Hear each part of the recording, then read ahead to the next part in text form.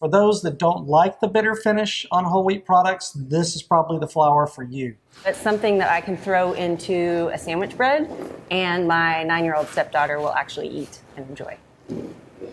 Fresh flour. We're here today to talk about one of our favorites, Marquis flour and its baking applications. James Brown here with Barton Springs Mill with my bestest buddy Abby Love of Abby Jane Bakery to talk about Marquis wheat.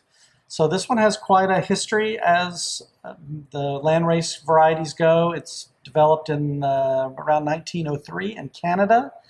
One of the things a lot of my customers like about it is the fact that the bitterness that sometimes accompanies whole wheat flours is not present in this. I would say as an heirloom wheat, it may be one of the closest things we have to a modern hard white wheat. Abby, tell us a little bit about what you baked here and how it works for you in the bakery. Well, Marquis was actually one of the first Barton Springs Mill flours that I tried. So it was also my first experience with fresh flour, which is a total game changer.